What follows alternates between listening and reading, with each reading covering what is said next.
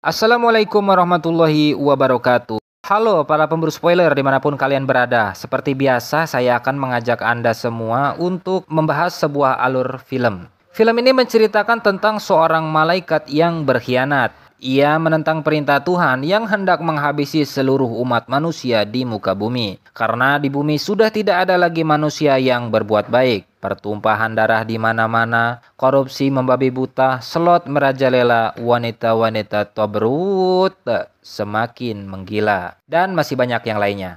Dengan sebab itulah Tuhan memiliki misi untuk memusnah habiskan semua umat manusia di muka bumi ini.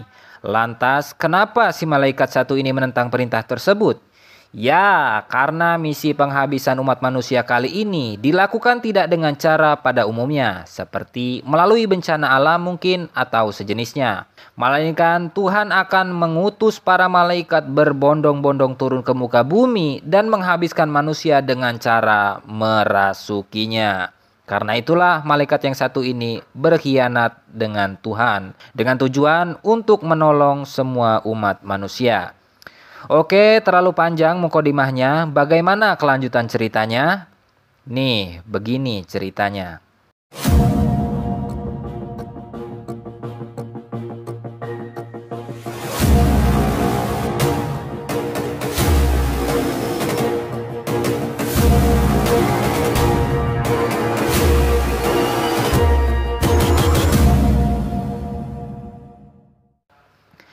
Awal mula, film langsung saja diperlihatkan malaikat yang turun dari langit di malam yang dingin. Malaikat ini bernama Mikael dengan kondisi yang terluka parah.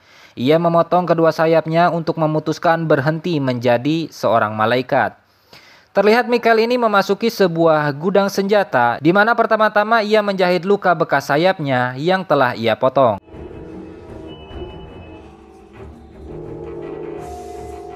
Di sisi lain juga terlihat ada dua polisi yang sedang berpatroli. Mereka dikejutkan dengan ledakan yang cukup besar dalam sebuah gudang. Ya, itu ternyata ulahnya si mantan malaikat tadi, yaitu Mikael.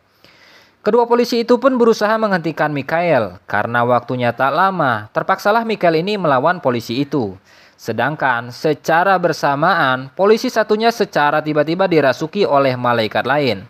Oh ya, for your information, tanda seorang yang dirasuki oleh malaikat ialah giginya akan meruncing seperti ikan hiu. Oke, lanjut. Kembali ke cerita. Malaikat itu pun memperingati Mikael untuk segeralah taubat dan tunduk kepada Tuhan untuk mengikuti perintahnya dengan menghabisi seluruh umat manusia. Tetapi Mikael menolak dan aksi saling tembak pun akhirnya tidak terelakkan.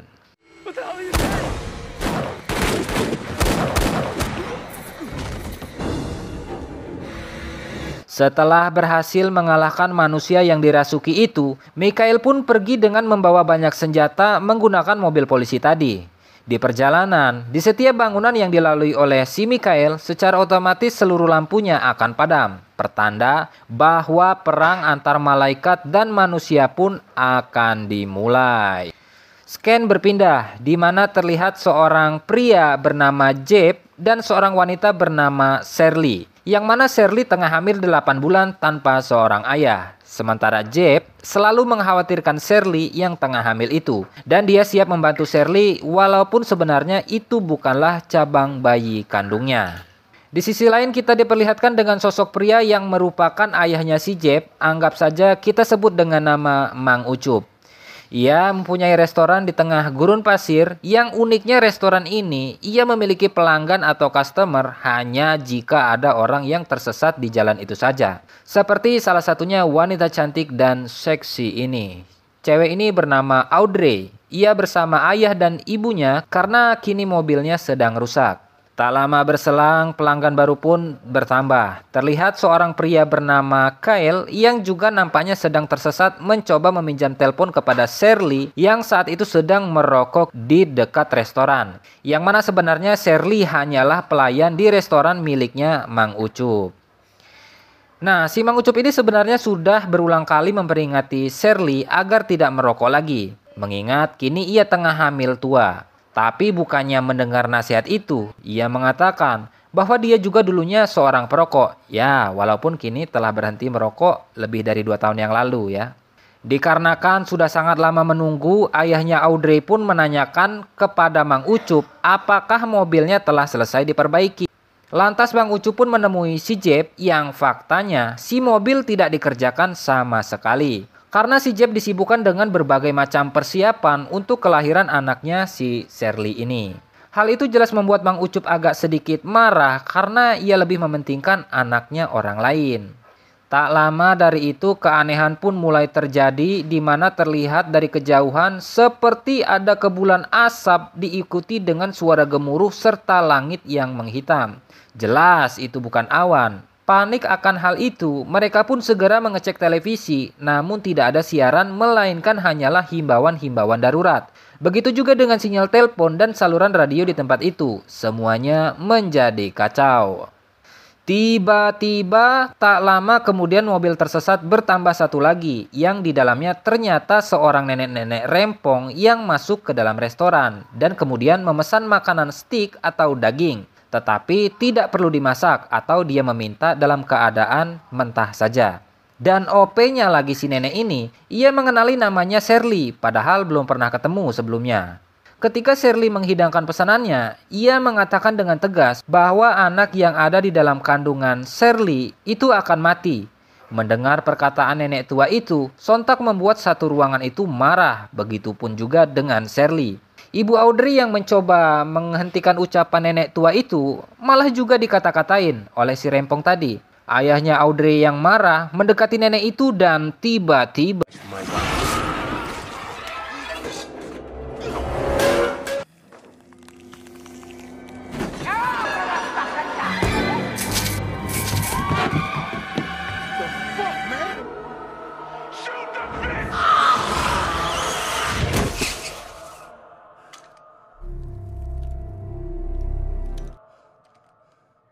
setelah terjadi baku tembak yang cukup intens, si nenek itu pun akhirnya juga tewas di tangan Kyle. Ayah Audrey yang tergigit itu pun mengalami pendarahan yang cukup serius yang mengharuskan ia segera dilarikan ke rumah sakit.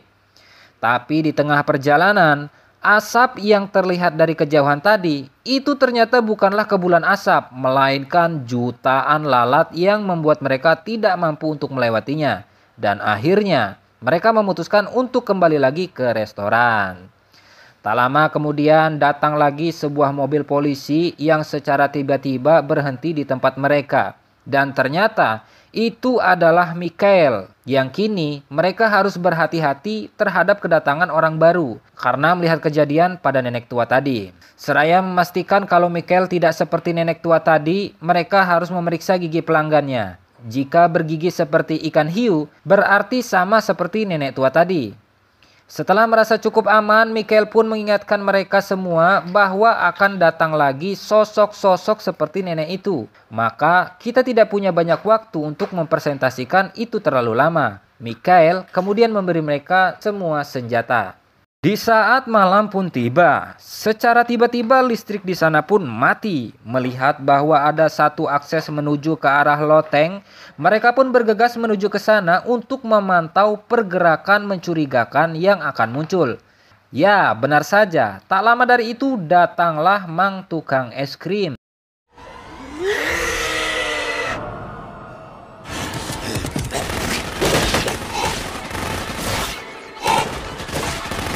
Setelah berhasil ditembak mati, tak butuh waktu lama dari situ kini ratusan mobil berjejer sudah kayak pawai kampanye mendatangi mereka. Dengan tidak ragu mereka pun menembakinya. Tapi dibanding yang sudah tumbang, nyatanya masih lebih banyak yang berhasil parkir di depan restoran itu. Bahkan ada yang berhasil masuk menerobos restoran itu melalui jendela dan menculik bapaknya Audrey. Tah ada angin apa secara serentak para makhluk misterius itu pun pergi meninggalkan tempat itu.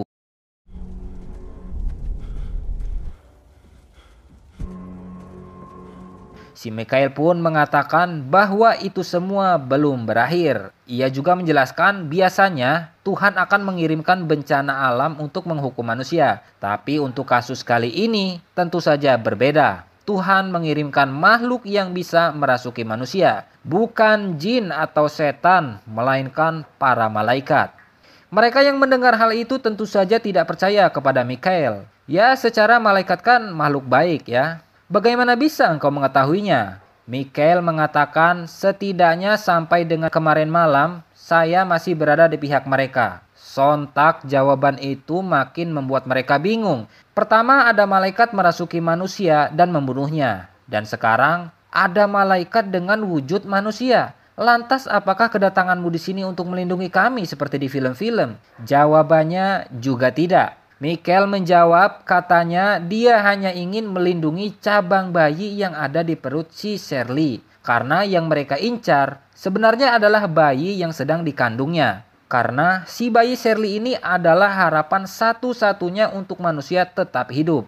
Shirley pun kaget. Ia mengatakan, bagaimana bisa? Saya yang sejatinya hanya orang biasa, bahkan anak itu sendiri tidak dia harapkan untuk kelahirannya. Tetapi kata Mikael, ceritanya panjang. Sekarang kita cuma punya dua pilihan.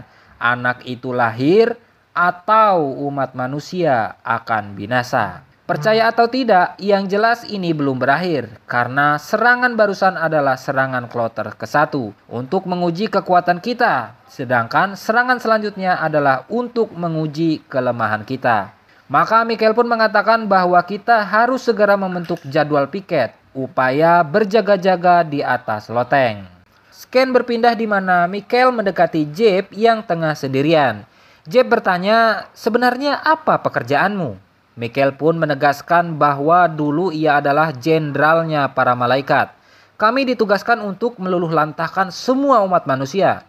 Lantas mengapa kau masih percaya kepada kami sebagai manusia? Mikael berkata, memang manusia saat ini ada di dalam kegelapan dan keserakahan. Tapi di balik kegelapan itu, ia melihat ada manusia yang masih mempunyai harapan untuk berubah agar diselamatkan. Salah satunya, ya seperti si Jeb ini. Karena kebaikannya terhadap sang ibu di masa lalu, hal itulah yang menjadi alasan kuat Mikael masih percaya kepada manusia. Jadi ternyata dulunya sebelum Mikael ini memutuskan untuk menentang perintah Tuhan, ada dua jenderal yang memiliki tugas yang sama.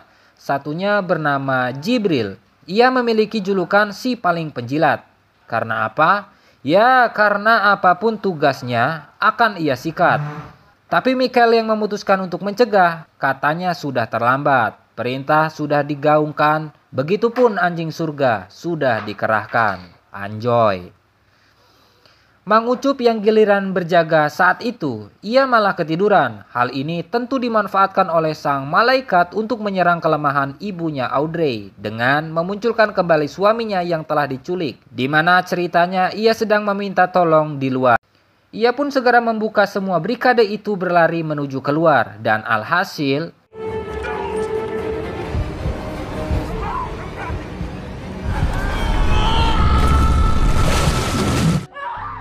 Percy?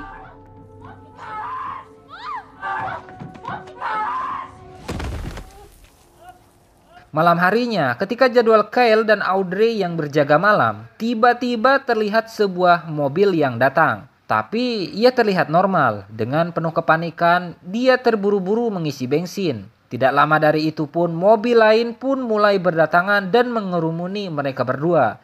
Si Kyle yang tidak tega melihatnya pun memutuskan untuk turun menolongnya.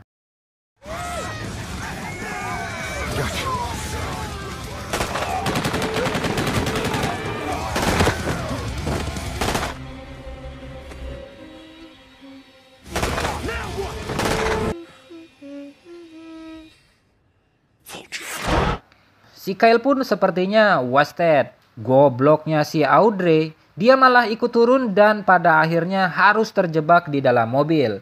Shirley yang melihat itu pun mengancam Mikael, kalau kau tidak bertindak, maka aku yang akan keluar. Si Mikael yang tidak ingin Shirley serta cabang bayinya terjadi apa-apa, maka ia pun turun tangan.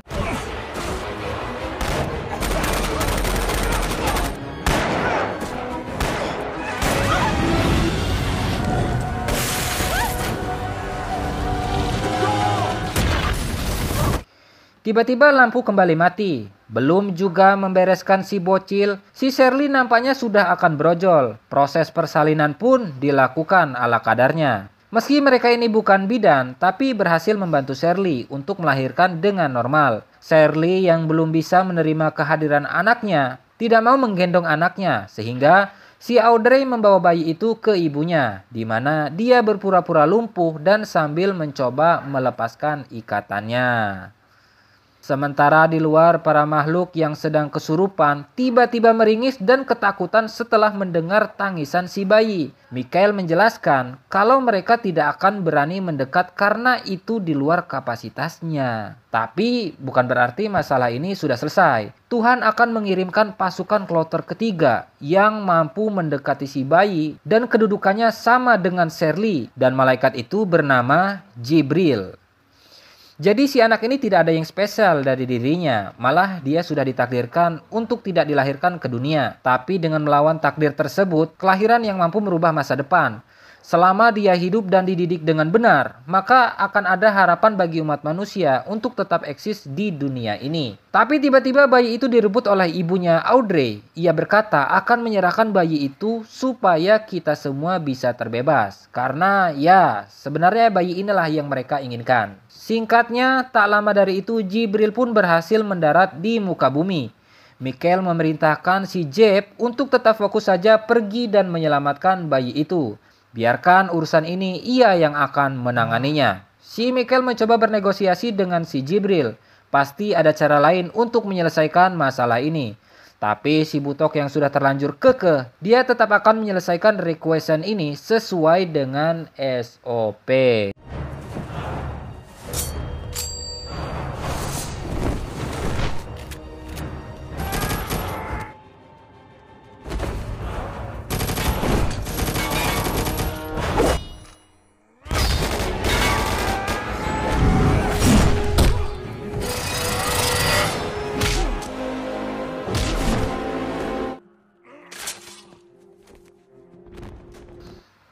Tanpa sayap mah Michael tak ubahnya layaknya manusia biasa ya. Sehingga dengan mudah dapat dikalahkan. Dan tiba-tiba Michael menghilang dari peredaran.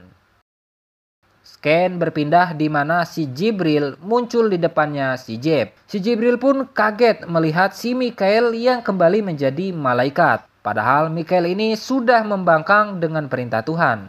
Jadi gini bre, si Jibril ini terlalu overcommit. Apapun yang diperintahkan, tidak peduli itu salah atau benar, dia akan mematuhinya. Berbeda dengan Michael, baginya jika ada perintah yang bertentangan dengan pemikirannya, maka Michael akan lebih memilih mencari solusi. Dan terbukti, solusinya itu diterima oleh Tuhan, sehingga Michael dikembalikan menjadi malaikat. Bahkan si Michael ini naik pangkat, levelnya lebih tinggi daripada Jibril. Jadi intinya mah si Jibril memberikan apa yang diinginkan oleh Tuhan, sedangkan Michael memberikan apa yang dibutuhkan oleh Tuhan. Terdengar keren sih, tapi kurang tepat ya, karena konsep ketuhanan dalam Islam tidak seperti itu. Cuma balik lagi ya, namanya juga film ya bre. Yang tentunya yang bisa kita ambil hanya sisi positifnya saja. Dan pada akhirnya, Michael sukses mempertahankan manusia dengan harapan bibit pet bobot dari mereka berdua bisa menciptakan manusia-manusia baru yang lebih baik lagi. Dan film pun berakhir.